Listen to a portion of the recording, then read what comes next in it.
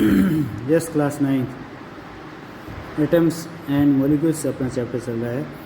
इसमें हम मोल कंसेप्ट के बारे में पढ़ रहे थे। एक ये टेबल है, देखो बहुत ही अच्छी। जैसे ये लिखा है 1 mole of carbon atoms. 1 mole of carbon atoms में पार्टिकल्स कितने होते हैं? 6.022 इंटू 10⁻23 एटम्स ऑफ कार्बन के पार्टिकल होते हैं। और इसका जो वेट है वो 12 ग्राम ऑफ कार्बन एटम होता है, 12 ग्राम होता है। ऐसे अगर हम हाइड्रोजन की बात करें, 1 मोल ऑफ हाइड्रोजन एटम्स, तो इसमें हाइड्रोजन के पार्टिकल्स कितने होंगे? 6.022 इंटू 10⁻23 और इसका वेट है 1 ग्राम ऑफ हाइड्रोजन एटम होता है। ऐसे ही 1 मोल ऑफ एनी पार्टिकल, किसी भी पार्टिकल का जो 1 मोल हो, चाहे वो एटम हो, मॉलिक्यूल हो, आयंस हो, उसमें जो पार्टिकल होंगे 6.022 इंटू 10⁻23 ही होंगे नंबर ऑफ द पार्टिकल्स। और इसका जो वेट है, relative mass of those particles in grams में होगा। 1 मोल ऑफ मॉलिक्यूल्स, अगर मॉलिक्यूल्स है किसी भी कोई भी मॉलिक्यूल्स है, उसका तो जो 1 मोल होगा उसमें उसके जो पार्टिकल है वो 6.022 इंटू 10⁻23 नंबर्स ऑफ मॉलिक्यूल्स होंगे। और इसका जो वेट है मॉलिक्यूलर मास इन ग्राम्स में होगा। हाँ, इसी में हम आगे और पढ़ रहे हैं अब। Besides being related to a number, a mole has 1 more advantage over a dozen or a gross. ये जो मॉलिक्यूल मोल का जो कंसेप्ट है, उसका जो एडवांटेज है डजन और ग्रॉस के ऊपर, वो ये है कि this advantage is that mass of 1 mole of a particular substance is also fixed. कि जो मास होता है वो 1 मोल का उस पर्टिकुलर सब्सटेंस का वो फिक्स होता है, मास फिक्स होता है। डजन और ग्रॉस में मास फिक्स नहीं होता, नंबर फिक्स होते हैं। The mass of 1 mole of a substance is equal to its relative atomic और molecular mass in grams. Mass कितना होता है? द मास ऑफ 1 मोल का जो मास है और किसी भी सब्सटेंस का is equal to its relative atomic और मोलिकुलर मास इन ग्राम्स। वो उसके जो रिलेटिव एटॉमिक और मोलिकुलर मास है और ग्राम में उसके इक्वल होता है। जैसे मैंने ये बताया ना आपको कि 1 मोल ऑफ कार्बन एटम, उसमें पार्टिकल कितने होते हैं? 6.022 इंटू 10⁻23। अब इसका मास फिक्स रहेगा 12 ग्राम। पार्टिकल इतने तो मास फिक्स। डजन और ग्रॉस में पार्टिकल तो फिक्स रहेंगे लेकिन मास अलग अलग हो सकता है।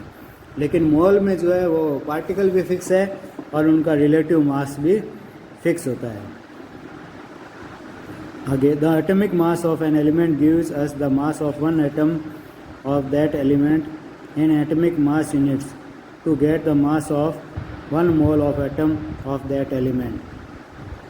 एटॉमिक मास जो होता है किसी भी एलिमेंट का, वो हमें उसके 1 एटम ऑफ एलिमेंट, जो एटॉमिक मास यूनिट होता है, वो बताता है।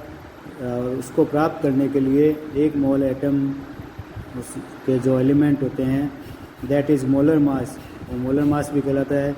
We have to take same numerical value but change the units from u to ji.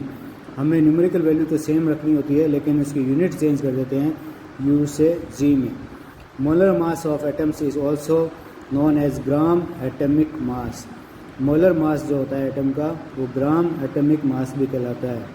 For example, atomic mass of hydrogen 1U, so gram atomic mass of hydrogen equal to 1G। 1U hydrogen has only 1 atom of hydrogen. 1U hydrogen में केवल 1 atom hydrogen का होता है। 1 gram hydrogen has 1 mole atoms, that is 6.022 into 10⁻23 atoms of hydrogen. देखो वापस, 1U hydrogen has only 1 atom of hydrogen. 1U hydrogen में केवल 1 atom होता है हाइड्रोजन का। और 1 ग्राम हाइड्रोजन में 1 मोल एटम्स होते हैं। और वो 1 मोल एटम्स कितने होते हैं? 6.022 इंटू 10⁻23 एटम हाइड्रोजन के होते हैं।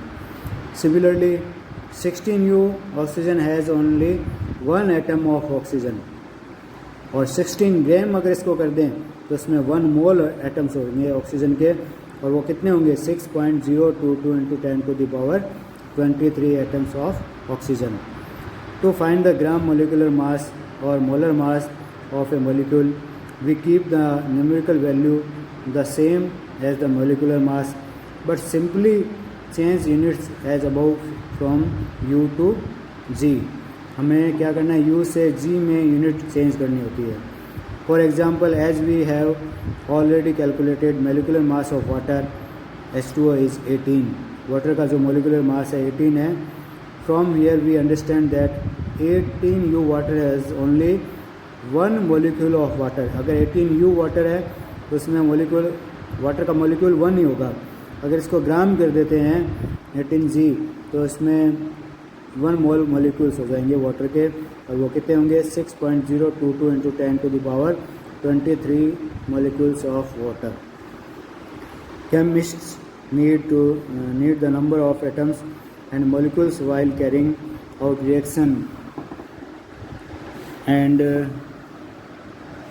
for this they need to relate the mass in gram to the number. It is done as follows। अब कैसे होता है 1 mole equal to 6.022 into 10⁻23 number relative mass in grams।